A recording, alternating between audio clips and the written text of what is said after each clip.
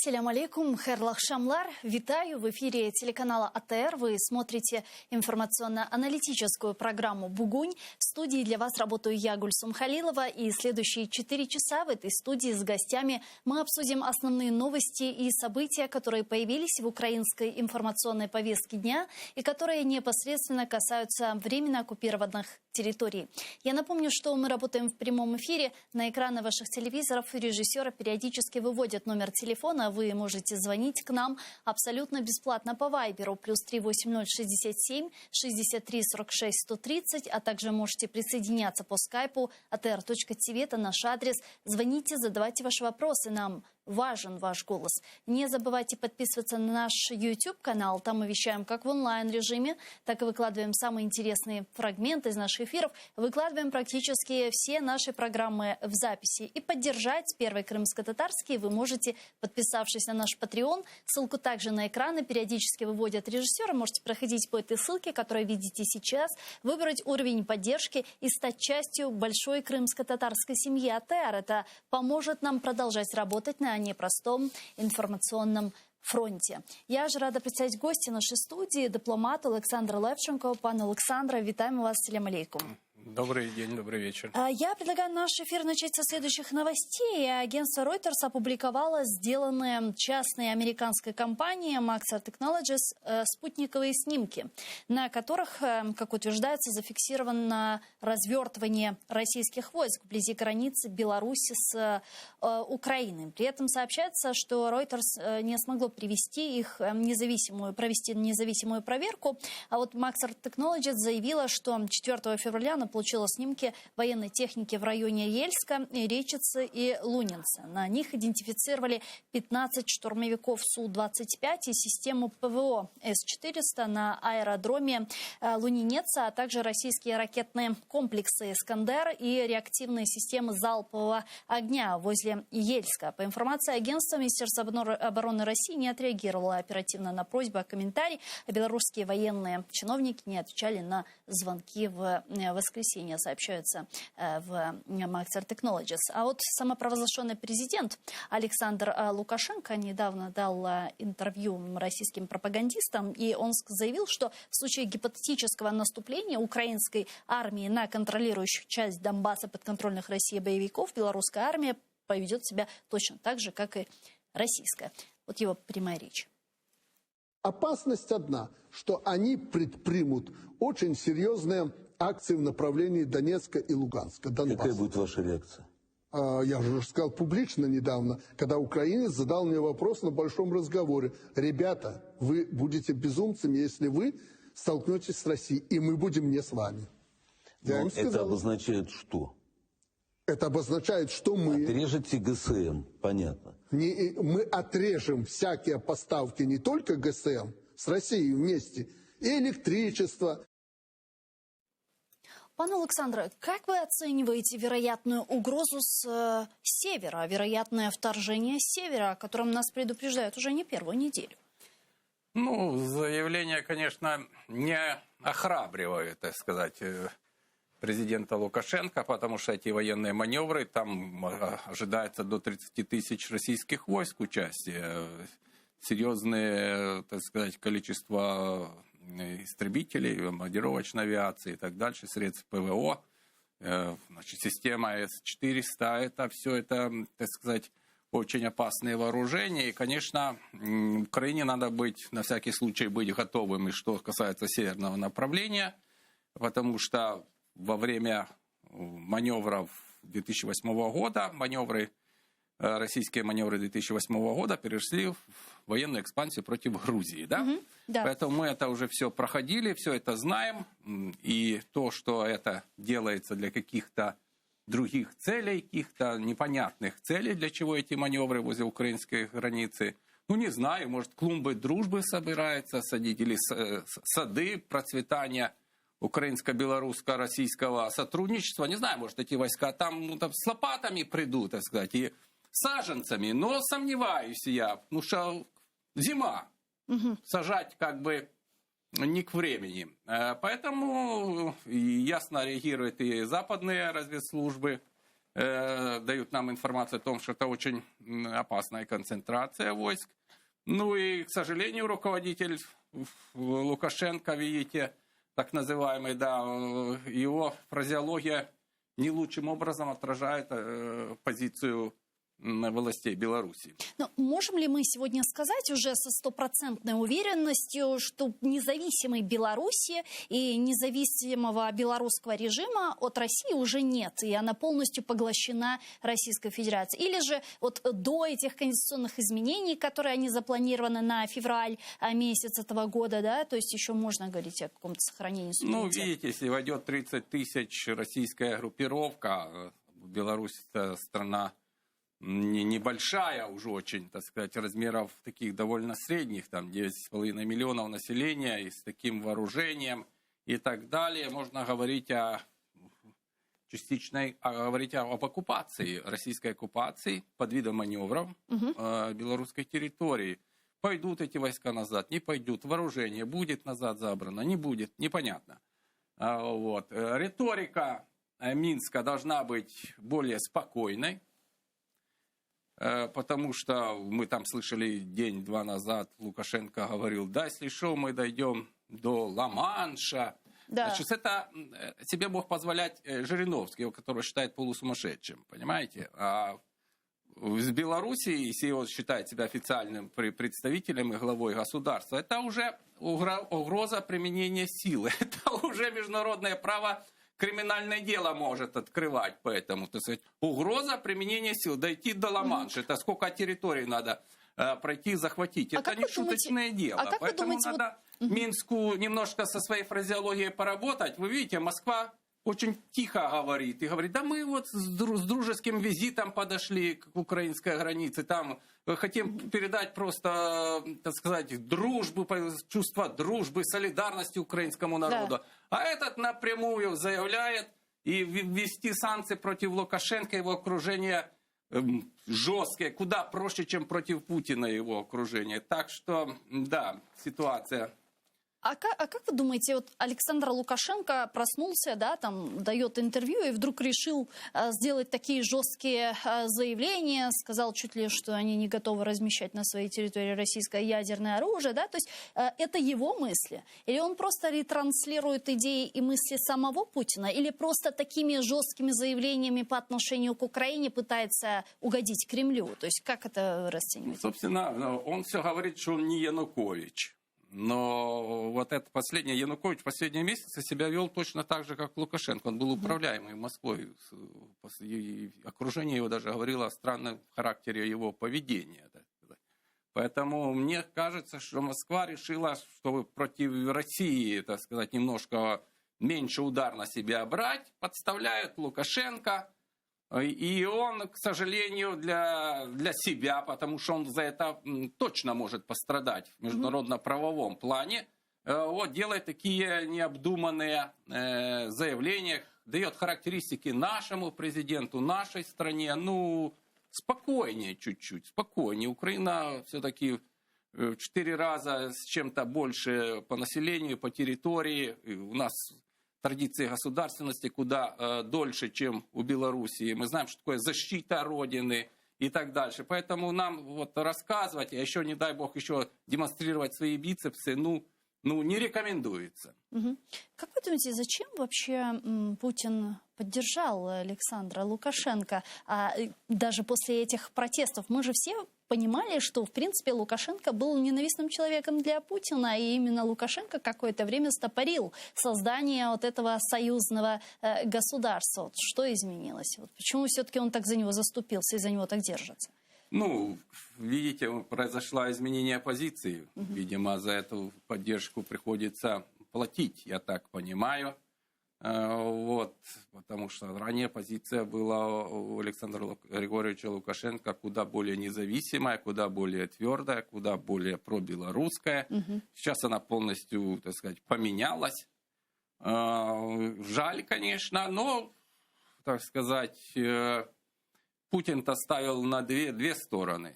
ставил, и у него же есть свои инфильтрированные люди и в революционном там движении, Так. есть и здесь. То есть кто победит, все равно он потом бы кого-то приведет своих людей к власти. Поэтому, В том числе и среди оппозиции белорусской. Конечно, работает и в оппозиции. Поэтому все это с маневрами, как бы Путин хочет убить двух зайцев. С одной стороны, пригрозить Украине с северного направления. С другой стороны, наводнить Беларусь войсками. Значит, Беларусь становится более управляемой с таким количеством российских войск. Извините, как можно принимать самостоятельные решения очень и очень сложно. Поэтому там могут быть и геополитические, внутренние геополитические сдвиги в самом Минске, на политической арене. Ну, посмотрим. Концентрация этих войск у наших границ не есть хороший сигнал. Украина к этому относится серьезно. Вот. Ну и худшее, если Беларусь себя позволит стать тараном в провокациях против Украины. Вот иностранные разведки нас предупредили от постановочных фейковых якобы агрессий и убийствах видео на Донбассе. Да. Это же можно сделать и со стороны Беларуси теперь. После такой изменения позиции я уже не исключаю. Поэтому нам надо быть осторожным в этом плане, внимательным. Значит, эти фейки я не исключаю. Они были на Балканах, я помню, когда была война в Хорватии, в Боснии. Там были страшные фейки. Вот. Там защитников Укаваров говорили о том, что они убивают детей и бойцов противоположной стороны, отрезают им мизинцы и делают себе, так сказать, ожерелье. Ну, такой бред. Ну, у нас на Донбассе тоже распятые мальчики были. На центральных каналах передавали. А защитники Сараева якобы убивали этих других бойцов, которые их атакуют, выкалывали глаза и засаливали их в бочки.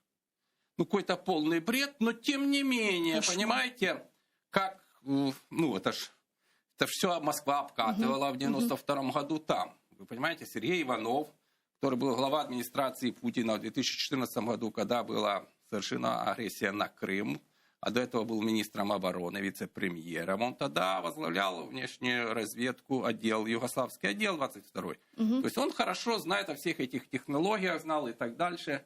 К сожалению, надо быть готовым к любым провокациям. И это хорошо, что постоянно идут вкиды в информационное пространство о том, что может быть провокация с этой стороны, может быть концентрация войск с этой стороны, может быть ожидать какие-то неприятности в этом направлении. То есть таким образом нивелируются сценарии возможные, да, правильно конечно, я понимаю? конечно. И они оголяются, и тогда намного тяжелее российской стороне что-то из-под тишка. Вот вы упомянули Балканы, Хорватию, вы были послом Украины в Хорватии и в Боснии и Герцеговине, и наверняка вы слышали недавнее заявление президента Хорватии по поводу вступления Украины в НАТО. Он сказал, что этот вопрос пока не стоит. В случае вторжения Российской Федерации Хорватия должна дистанцироваться, сделал заявление по Крыму. Вот что это? Как вы оцениваете такое заявление президента и насколько вообще нужно к нему относиться серьезно? Потому что, насколько я понимаю, у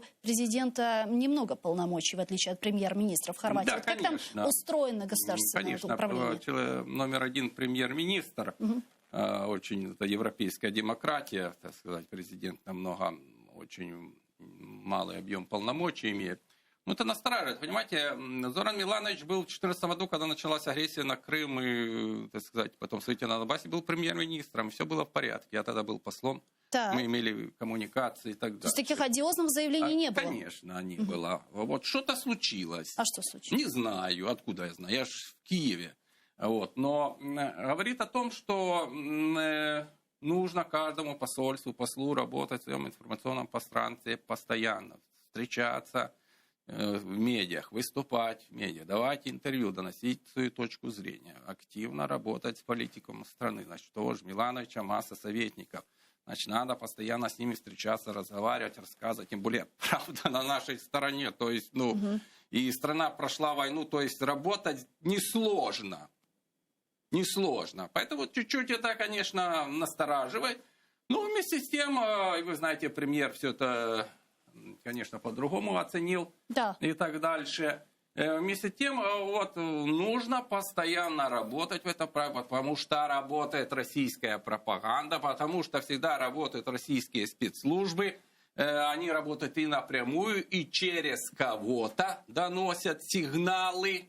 То есть, условно, не российский посол рассказал Милановичу такие ситуации, а кто-то с политиков европейских, ну, про российский, например, с Германии, да, что-то, вот, имеет какую-то информацию, что-то рассказал и так дальше. Поэтому против Украины ведется информационная война.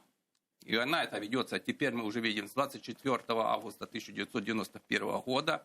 И зря мы вот так вот разрешали российским каналам у нас спокойно транслировать свои новости, свои передачи. Все, так сказать, навязывать свои нарративы в нашем обществе. Сейчас мы пожинаем плоды так называемых братских отношений. Вот. Но сейчас мы должны делать выводы, и, так сказать, работать. И работаем в информационном пространстве, работаем с политиками, доносим правду. И вместе с тем эту правду через ваш канал нужно доносить и населению Крымского полуострова, потому что то, что происходит сейчас, не есть нормальным. Концентрация большая войск в том же в Крыму происходит, конечно, российских. Да. Вот. И я недавно написал материал такой, так сказать, как же Путин заявил о том, что, наверное, Украина идет в НАТО для того, чтобы потом вступить в войну с Россией и вернуть Крым. Да. Да нет, господин Путин. В Крым вы как зашли без единого выстрела, так и выйдете. Это очень простой путь деоккупации, который приветствует международное право, международное сообщество, Украина, а самое главное, крымчане. Спокойно зашли, спокойно вышли. Вот фактически формула того, как будет деоккупирован Крым, а не с войсками НАТО. Этого не будет, это не в планах Киева. Так что все эти рассказы об опасностях НАТО, вы знаете, давайте вспомним, а почему все страны Варшавского договора сейчас в НАТО? Почему? Посмотрите, господин Путин, в зеркало, и все на вас смотрят. Кто хочет с вами быть в военном союзе? Вот одна Беларусь, потому что там Лукашенко. ДКБ еще, правда, есть. Я говорю о европейских странах пока. Вот. Одна Беларусь. Все остальные хотят быть в НАТО. Почему? Да не потому, что хотят с вами воевать, а потому что они опасаются вашей политики. Она опасная была во время СССР. Вы взяли на вооружение политику Сталина, сейчас ее продолжаете. Это опасность для всего европейского сообщества. Поэтому эти страны движутся под зонтик НАТО, чтобы иметь какую-то защиту от этих посягательств и так дальше. А заверения в дружбе украинцы это прошли. Ваши рассказы об одном народе и так далее, все это уже никто не верит. Тем более это антиисторический тезис. Поэтому ничего страшного, что НАТО не идет на восток, а просто к НАТО присоединяются страны, которые себя считают в опасности от возможной российской агрессии. Почему здесь первыми идут Украина и Грузия? Да потому что от этой агрессии и пострадали. Чего Москва удивляется? Вот вопрос. Чего они удивляются, что Украина и Грузия идут в НАТО? Да потому что вести себя на международной арене в отношении Украины и Грузии нужно по-другому, а не как оккупант, который хочет только захватывать, завоевывать и так дальше. Пан Александр, как опытный дипломат, мы сегодня видим, да, что действительно Украина выбрала для себя политико-дипломатический путь возвращения своих территорий. Вот как опытный дипломат, как вы это видите? Как вы видите возвращение Крыма политико-дипломатическим путем в состав Украины? То есть что должно произойти? Как должна сложиться эта конъюнктура? Этот набор средств связан в том, что, так сказать, вопрос Крыма не есть вопрос двусторонних украинско-российских отношений. Это вопрос европейской, я бы сказал, всей европейской и мировой безопасности. Потому что впервые после 1945 года произошла откровенная оккупация территории страны-члены ООН, ОБСЕ, Совета Европы и так далее. Там оккупированные войска проводят выборы в течение 2 недель, заявляя о том, что это волеизлияние крымчан и так дальше. Все это противоречит Конституции Украины, законодательству даже Крымской автономии, чего и близко нет, как в том референдуме с такими вопросами и так далее. А мало того, это принесло, собственно говоря, горе, нищету и так дальше потом на Донбасс, потому что Донбасс, опять же, был таким же образом, решили вдруг в Москве, что они тоже заберут без единого выстрела.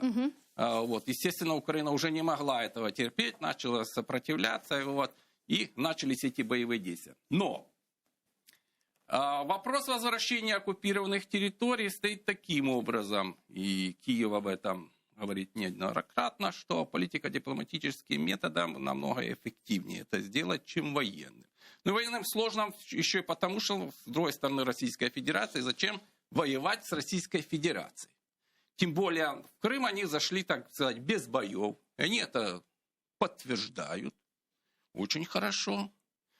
Зашли незаконно. Тут, кстати, если работать дальше, тут вообще у них маневра нет. Если по Донбассу, там они запускают весь процесс мирный по большой окружной дороге, это Минский процесс, нормандский формат и так дальше, то по Крыму все четкая ситуация. Там проще? Зашли, конечно, международно правом, зашли, оккупировали незаконно и так дальше. Значит, так должны выйти.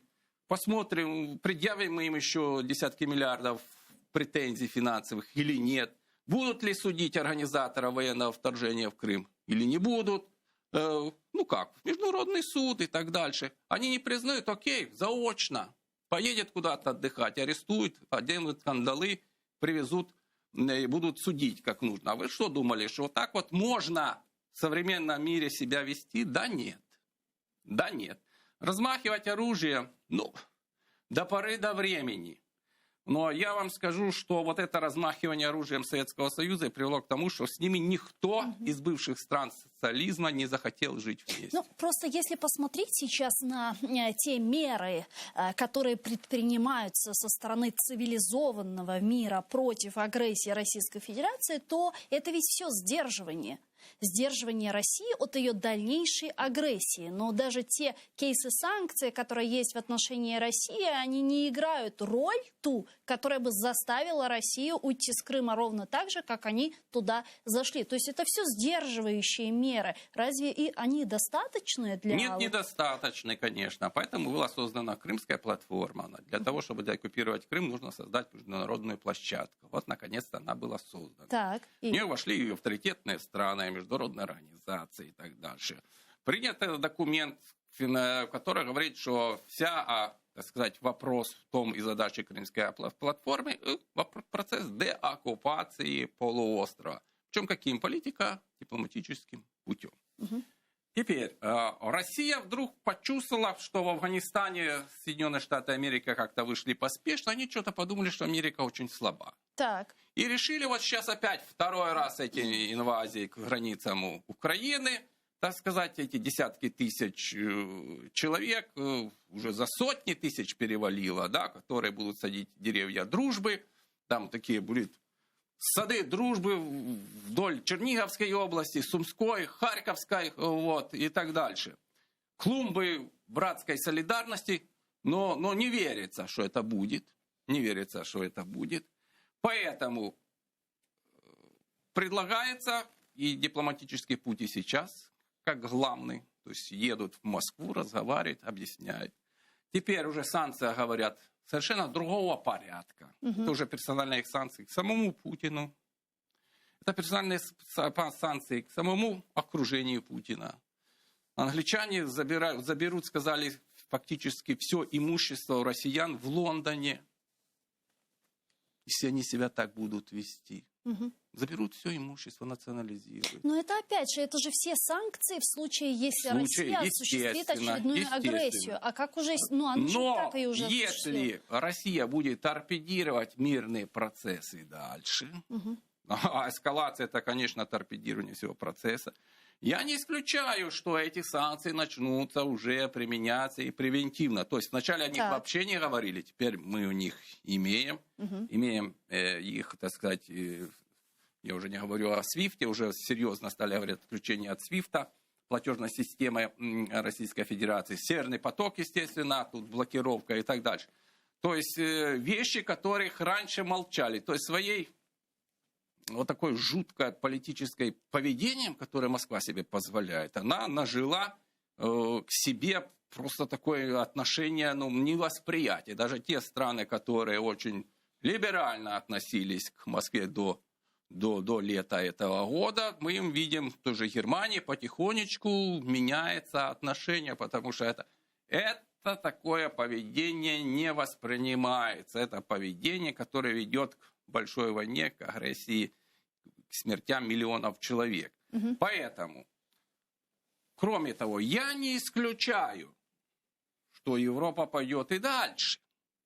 Санкции, которые еще не касались других сфер. Например? Сейчас окружение, почему окружение Путина? Они уважают президента.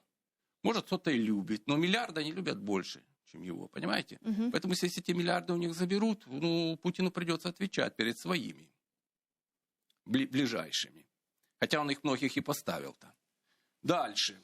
А ответственность граждан российских. Как бы народ не должен страдать. Я считаю, что многие страны должны пересмотреть политику выдачи виз российским гражданам. Что имеется в виду? У нас многие россияне из Москвы, из Питера думают, что если начнется военная кампания, они поедут в Париж, будут пить шампанское с устрицами, или поедут в Милан на покупки, посещать музеи. Пока тут все каким-то образом уладится, они вернутся назад. Да нет. Нужна новая визовая политика. И чтобы они понимали, что они несут ответственность за свое политическое руководство. Я не говорю о тех, кто учится, о тех визы есть учебные и так дальше. А вот для тех, кто катаются на ворованные деньги, значит, нет запрет, чтобы они даже в страну НАТО, Турцию, даже не могли поехать на отдых. Потому что они граждане страны-агрессора. У них черная метка. Они позволяют своему президенту нападать на соседние страны, которые ничего плохого его стране не сделали. Поэтому вот это, если пойдет еще, так сказать, новый вал по отношению, пусть граждане сами с ним решают. Нужен он такой, не нужен. Вот. Ну, многие считают, что он сделал очень много и так дальше. Много для кого? Якобы для россиян и так дальше. Мы вас приветствуем. Очень хорошо. Так пусть делает дальше. Но при чем здесь Украина, Грузия со своей территории? Пусть занимается бездорожьем, пьянством, полстраны без интернета, половина домов без туалетов. Да масса проблем в России экономического характера. Туда деньги направляй. А не на гиперзвуковое оружие и так далее, как делал СССР, в которой жило население... Вы не знаю, жили в СССР или нет? Я-то жил, когда жизненный уровень очень слабый, зато самое лучшее в мире вооружение. И этим гордимся. Но пока люди не ездили в другие страны, ну, была такая песня, другой страны не знаю. И так вольно дышит человек. А потом все поехали, увидели, так у нас вольно не дышат, живем в нищете и так дальше. В России это появился класс, который неплохо себя чувствует, хорошо заработал денег. Но они должны понимать, что эти деньги они не потратят, если будет такая политика. А вот такого еще понимания в российском обществе нет и близко. Так вот, если эти нарративы, наконец-то Запад будет ставить знаки вопроса перед, в том числе, гражданами России, что они тоже должны самостоятельно думать, почему так происходит, что НАТО нет смысла на них нападать. Зачем? Украине зачем нападать на Россию? Что от этого будет иметь? Это абсолютное безумство. Но это безумство пропагандировалось в СССР. Я помню, что на нас все хотят напасть, и мы там глазами клипали и думали, ну вот, будем защищать свою страну. А мы живем беднее всех. Что они не видели у нас? И тогда Рональд Рейган, когда стал президентом, пришел, ему ЦРУ принесло доклад, он прочитал. Говорит, они действительно думают, что мы на них хотим напасть, понимаете? Так что есть вопросы. Да, пан Александр, а скажите, как бы вы в общении с европейскими дипломатами сегодня аргументировали необходимость введения этих санкций, о которых вы говорили выше, потому что мы понимаем, что так или иначе каждая страна, конечно же, думает в первую очередь о своих национальных интересах. И введенные ими же санкции против России и российских олигархов тоже могут ударить по их экономике. Мы понимаем, что даже в той же Британии сколько денег тратят российские олигархи, их семьи, которые там живут, которые там уже обосновались. И понятно, что каждая страна, как я уже сказала, они думают о своих национальных интересах. Но вот как с ними разговаривать, как их убеждать, как их аргументировать, чтобы все-таки вот эти жесткие санкции, о которых мы с вами говорили выше, они были введены уже сейчас в качестве превентивной меры. Вот Джонсон вспомнил всех миллиардеров, которые имеют собственность в Лондоне, пофамильно. Да. Уже премьер. Причем это же не только будут замораживание денег, их могут и конфисковать, и национализовать в том числе. Денежки эти все. Из-за чего? Из-за политики Путина. Вот. А почему как бы? А потому что вот нельзя себя так вести на международной арене. Вас раз попросили, 2, 3. Вы не понимаете. Вы на белое все время говорите черное. Вы сейчас говорите, что Украина хочет напасть на Россию. Да? Ну, Советский Союз говорил, что Финляндия напала на СССР и начал войну против маленькой Финляндии. Нацистская Германия сказала, что Польша напала на Германию и начала войну против Польши, начала Вторую мировую. Что в результате? Нападение Германии на Польшу – это начало кровавой Второй мировой войны. Десятки миллионов убитых. Нападение СССР на Финляндию. СССР с позором выгнали из Лиги наций, как страну-агрессора. Понимаете? С позором. С позором. Ну, позор это ж у людей, которые что-то должно быть чувство какое-то, достоинство и так дальше. У этих, видно, у сталинистов этого не было. Поэтому рассказывать опять то, что Украина хочет нападать на Россию или на Донбасс, ну, рассказывайте это у себя, там. Здесь это уже не проходит. И видите, Запад и информационно уже просто не воспринимает российскую пропаганду. Во многих странах уже создались, так сказать, антифейковые группы, которые борются против российских фейков. Даже в той либеральной Германии, которая, так сказать, относилась к России, уже запретили, так сказать, трансляцию российского канала, да, на немецком языке. Вот что в Москве сказали, что это нарушение свободы слова. Понимаете, где Москва, а где свобода слова? И где Берлин и вообще европейские ценности в Германии, и Россия рассказывает о свободе слова и так дальше.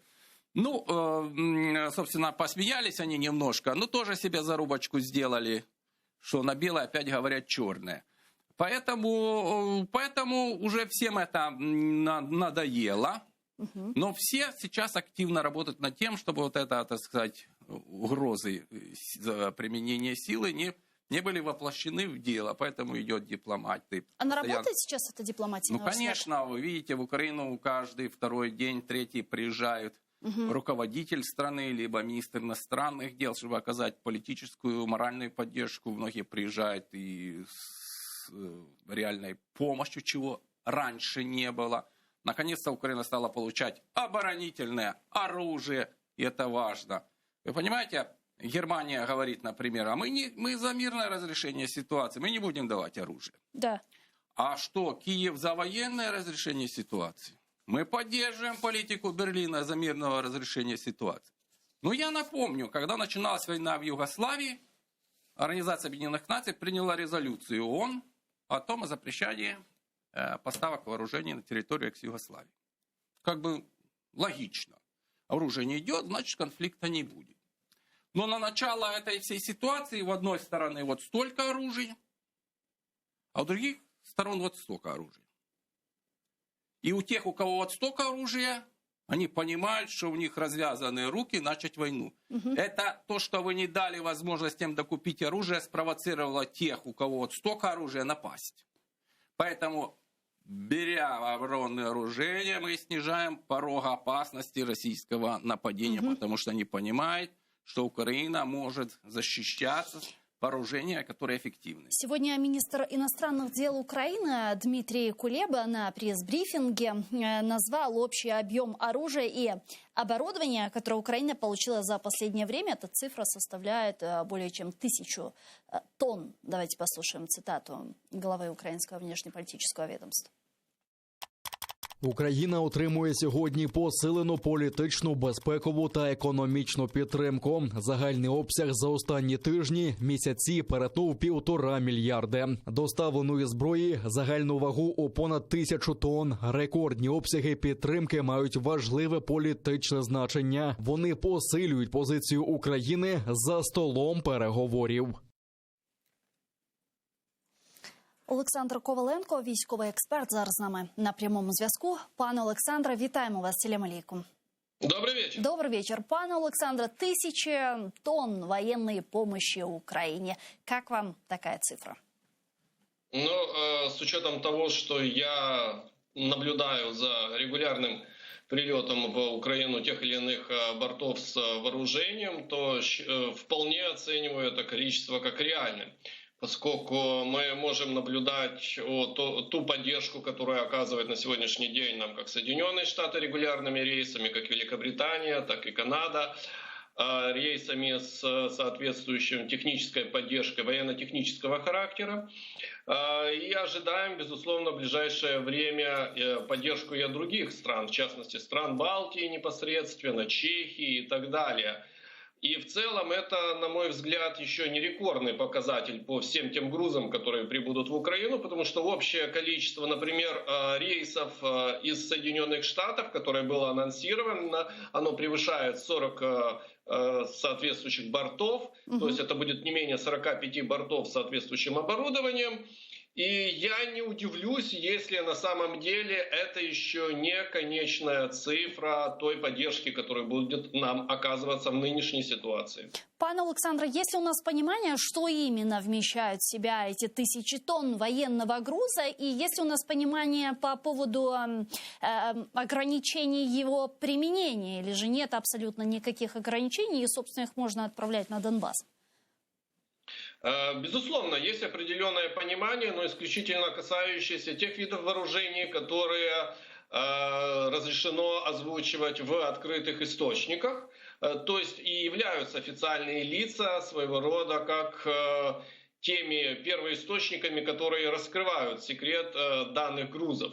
В частности, безусловно, известно о противотанковых гранатометах «Энлау», которые нам поставляла Великобритания. Причем я замечу, что Великобритания одной из первых стала отправлять свои рейсы в Украину, даже раньше, чем Соединенные Штаты, именно в контексте нынешней эскалации у наших границ, которую провоцирует на сегодняшний день Российская Федерация. Также можно говорить о противобункерных системах М141. Безусловно, это ПТРК «Джевелин», а также боеприпасы к данным ПТРК. Также это широкая номенклатура поражающих элементов, опять-таки боеприпасов. В некоторых источниках, неофициальных, но тем не менее уже стали появляться версии о том, что также в Украину была отправлена партия автоматических гранатометов МК-19 с соответствующим количеством боеприпасов. Ну и помимо всего прочего идет речь еще и о грузах нелетального характера, а именно это амуниция, это бронежилеты, шлемы, медицинское оборудование и так далее. Пане Олександре, мы сегодня в студии на протяжении последнего месяца говорим о вероятном российском вторжении дальнейшем в Украину и, естественно, о сдерживающих факторах российской агрессии. Вот то оружие, та военная помощь, которая сегодня поступает в Украину от стран-подписантов Будапештского меморандума, в том числе, да, Британии и США, это играет сдерживающую роль Российской Федерации или этого недостаточно? Безусловно, это играет определенную сдерживающую роль.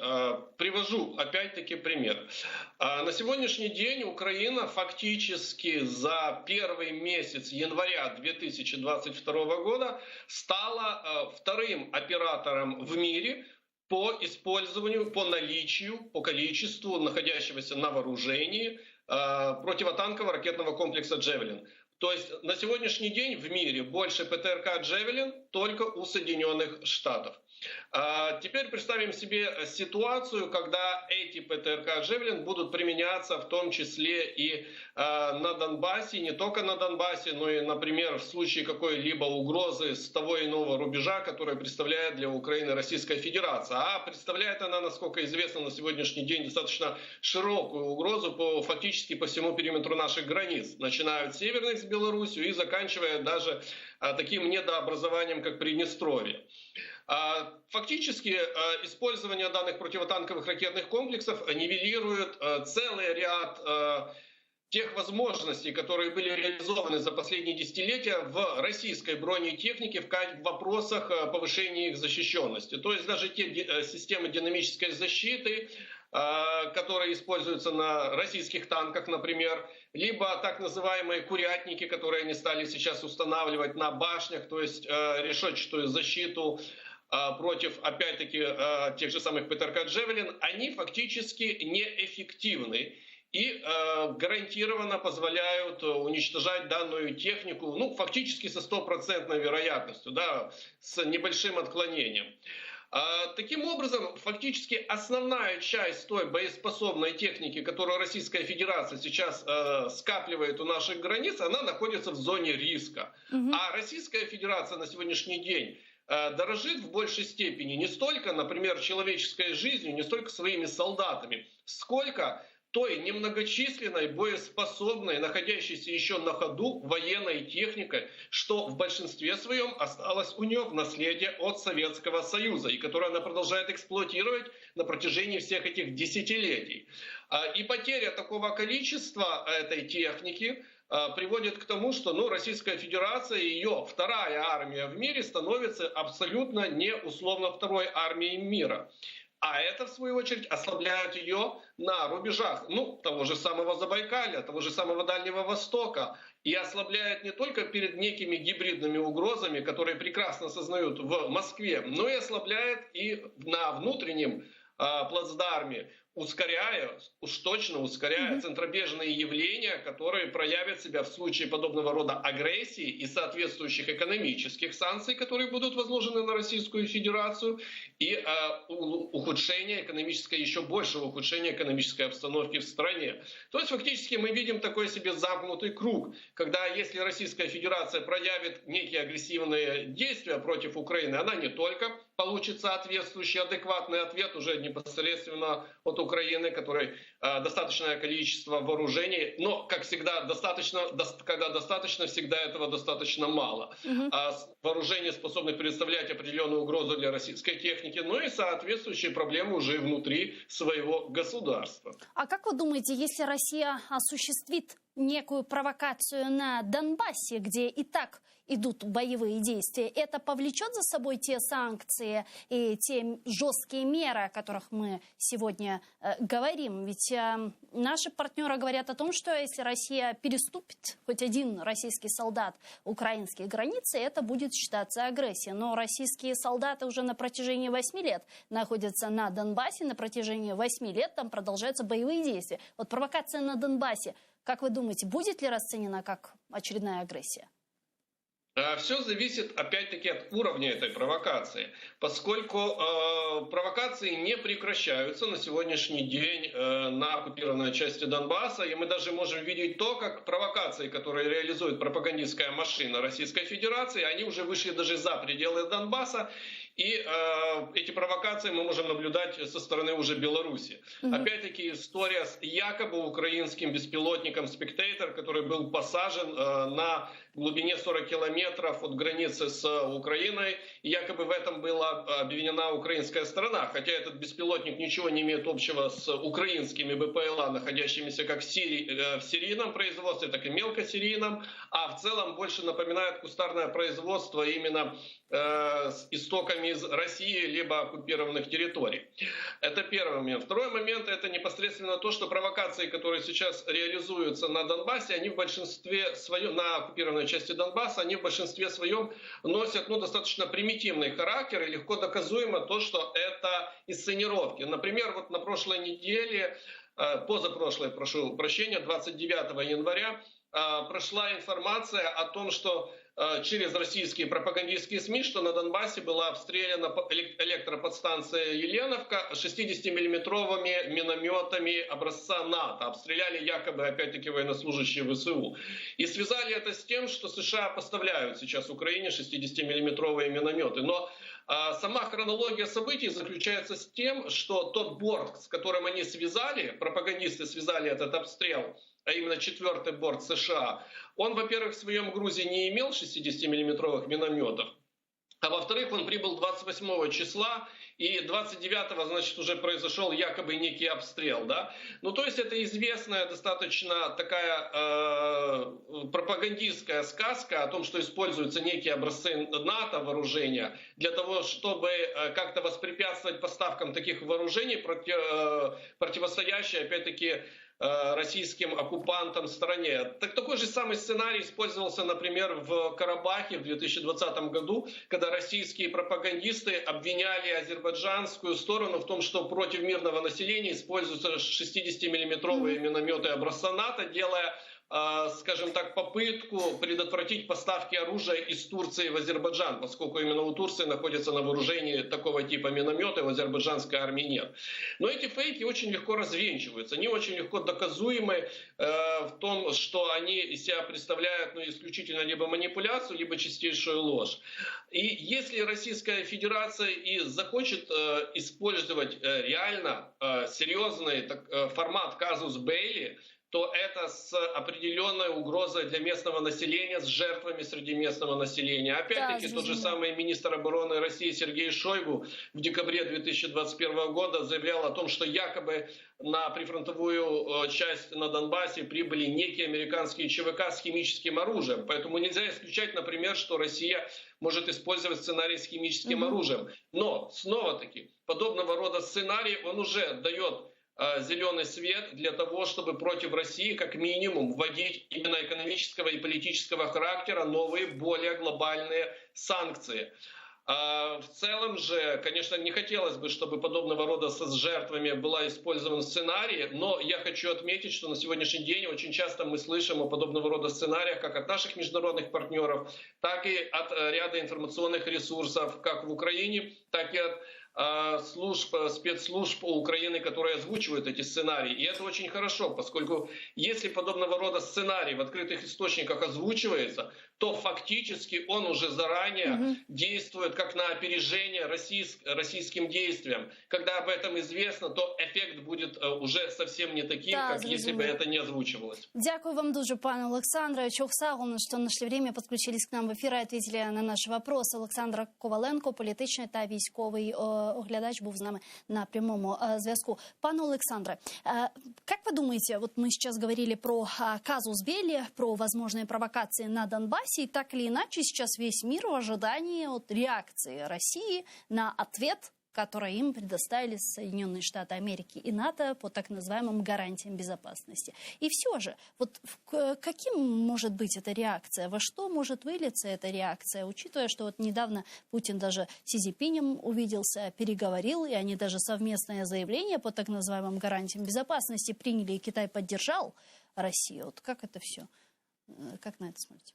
Ну да, собственно говоря, встреча понятная, формирование некого союзнического такого дуэта, вот, где они заявили, что они против расширения НАТО.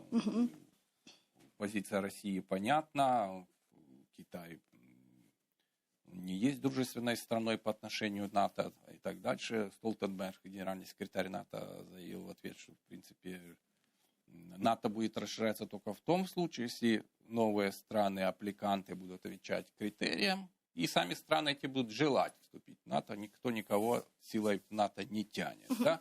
Вот. Так что ответ, посмотрим. То есть Россия, собственно говоря, это мне напоминает 1938 год. Нацистская Германия осуществила аншлюз Австрии, захватила Судеты, а потом выкатывает требования Англии и Франции о гарантиях безопасности. Но даже до этого Гитлер тогда не додумался. Мюнхенская конференция.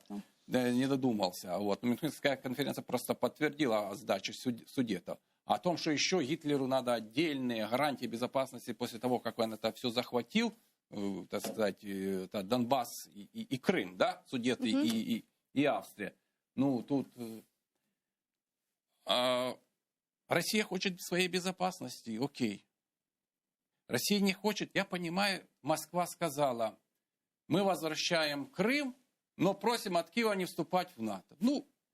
Ну, предложение, которое может рассматриваться абсолютно нормально. Но захватили часть Донбасса, Крым, и тебе предложение, а вы еще... Ну, во-первых, никто еще с 1945 года никому еще не приказывал, куда вступать и так дальше. Это было все встречено уже в такой наглости уже давно никто не слышал на международной арене, даже во времена, так сказать, Советского Союза. Это во-первых. Во-вторых, как себя поведет Россия, ну, посмотрим. Я же не провидец. Тем более, что все зависит от того, как себя поведет Путин. Ну, пусть считает, что, как и где. А в Европе уже такого Чемберлена нет, который бы договорился с агрессором? Ну, видите, договаривались раньше. А к чему эта договоренность привела? Видите, что аппетиты растут. За 2014 года ситуация по безопасности в Европе только хуже стала. Понимаете? Они еще выкатывают какие-то еще требования. Еще. Конца края нет. Значит, заявления Китая и России, там они говорят о какие-то территориальной целостности, о демократии. Ну так возвращайте Крым, раз вы поддерживаете эти международные стандарты. В чем дело? Возвращайте Крым, уходите с Донбасса. Вот.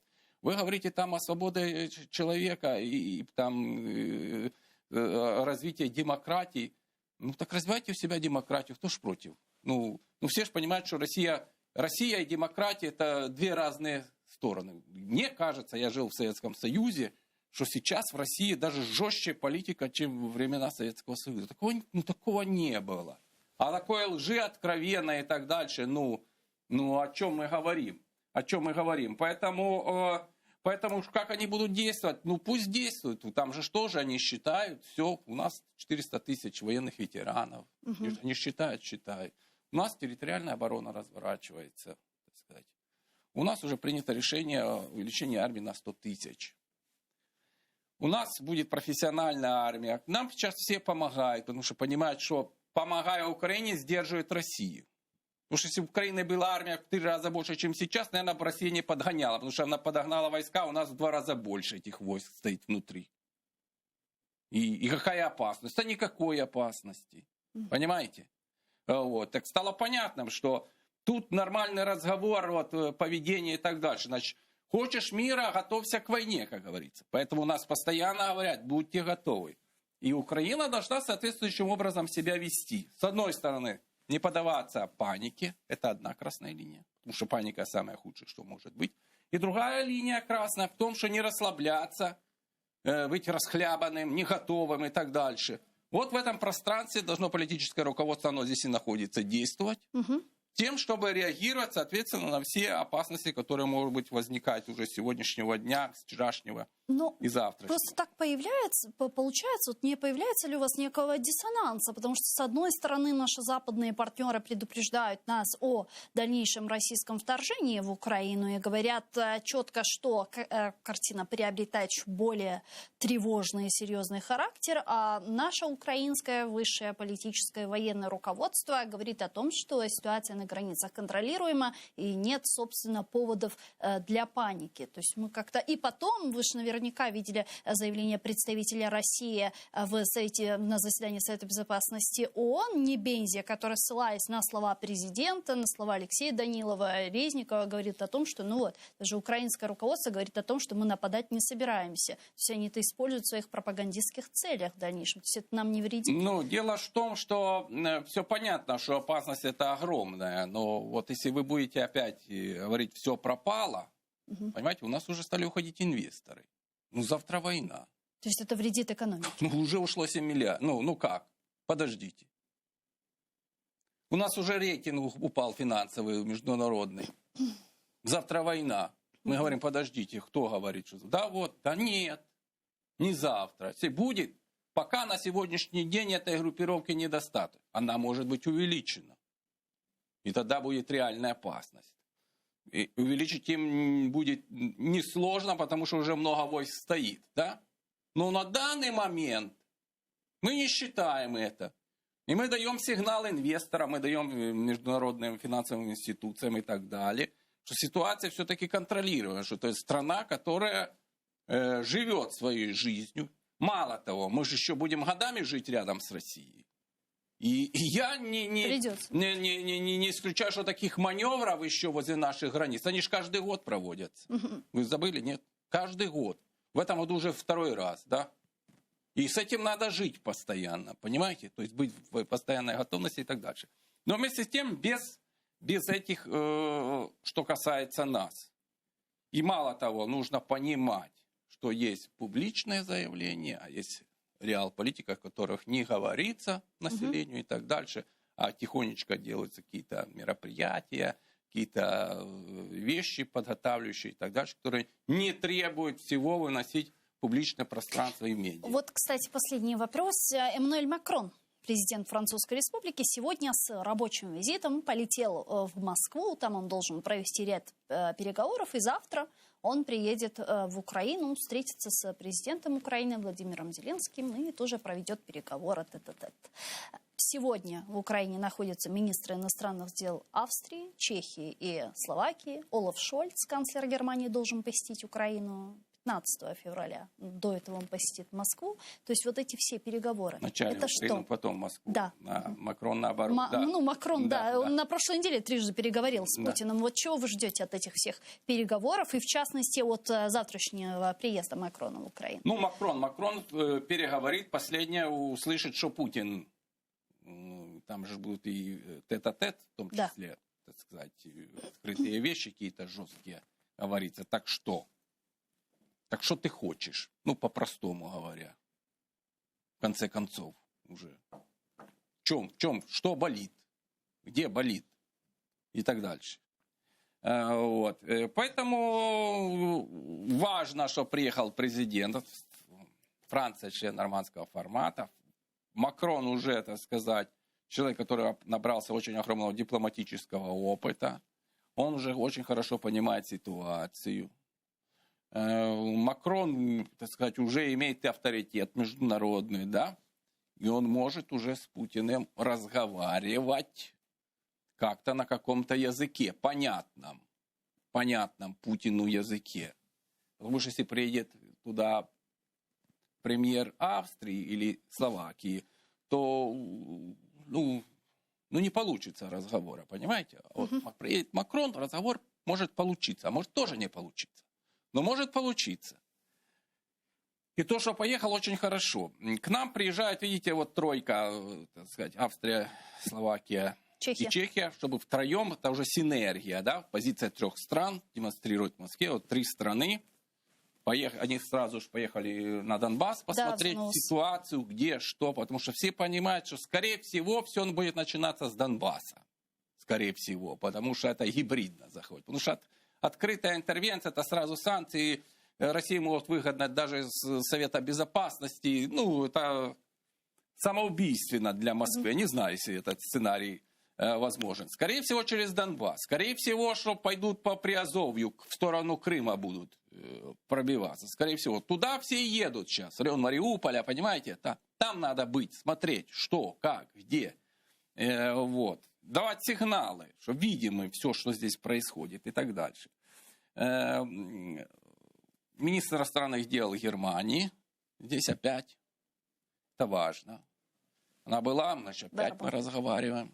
Мы говорим и о вооружениях, и о позиции Германии очень важно, чтобы она, так сказать, понимала, к чему, где европейская политика и НАТО-политика, где интересы Германии, но они должны быть в контексте общеевропейских, и как бы то, что они как бы немножко выходили из общей позиции не совсем правильной. И Берлин чуть-чуть уже подкорректировал позиции. Надеемся, что он еще подкорректирует. Шольц уже разговаривает с президентом США об этой ситуации, чтобы политика была уравновешенная, да, и у Вашингтона, и у Берлина, и так далее по отношению к Москве.